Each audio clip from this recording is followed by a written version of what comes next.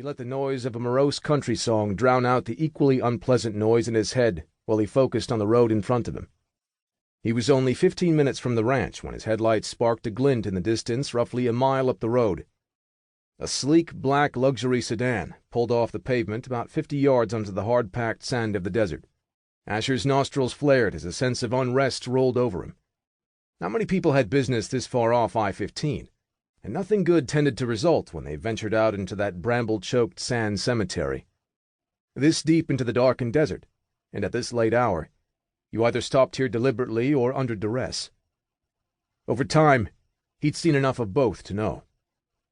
His thoughts flashed to a night some 12 years ago, when he'd stumbled across a fellow breed male, a former hunter like him, in this remote part of the desert. The male's name was Scythe, and he dragged himself out to the Mojave to die in the sun after losing a woman he loved and her young son. It was Ned who'd insisted they bring Scythe back to the ranch and help him heal if they could. But it was Asher who'd ultimately refused to let the other male give up. He'd kicked Scythe's ass through weeks of recuperation, until his hunter brother was finally well enough to leave. Not that one good deed could ever make up for all the wrong Asher had done in his life. Wouldn't even make a dent, in fact. But he was glad that Scythe had lived through it, and although they hadn't kept in touch much, Asher had heard the male had since taken a breed mate and was living a good life in Italy somewhere. He had a feeling whatever was going on near the parked black sedan wasn't going to end nearly as well. Not his business. Not his problem, either. Asher scowled and turned off the music, silencing the raspy-voiced crooner who was lamenting about the woman he didn't know how badly he wanted until she was gone. Almost against his own will, his foot eased off the gas pedal as he studied the large car up ahead. It looked empty, though for how long he couldn't be sure. No visible tire issues, no scent of smoke or other outward signs of vehicle trouble, which meant the real trouble was taking place somewhere among the spindly Joshua trees and cactus patches in the desert off to the right.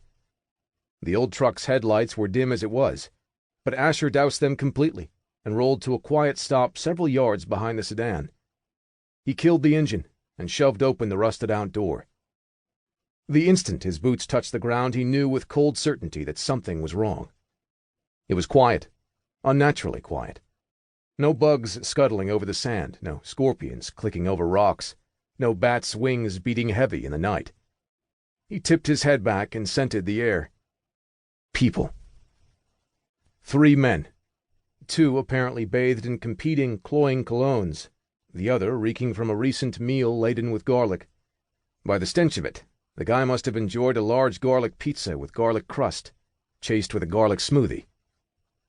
Voices sounded in the distance, bulky shapes moving against the black silhouettes of the scrubby trees and spiked vegetation.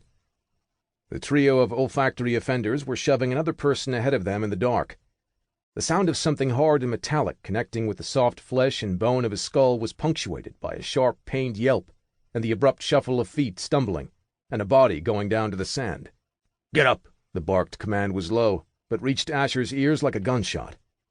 Another voice answered, this one pitched several octaves higher and talking fast, the words indiscernible even to his heightened hearing. But he didn't need to hear what was being said. The anxiety pulsing in the night air was unmistakable, as was the menace of the 3 men who had no idea they weren't the only killers in the immediate area. "You heard him. Get the fuck on your feet and keep moving," ordered the second man, his garlic breath wafting on the light breeze along with his sadistic chuckle. "Unless you want us to plant your skinny ass right here. The boss don't care how this goes down. Only that you never come back." The soft cry came again, followed by a thready plea for mercy that made Asher's jaw clench. Fuck. Old memories roared up on him like a black wave, too swift and powerful for him to hold at bay.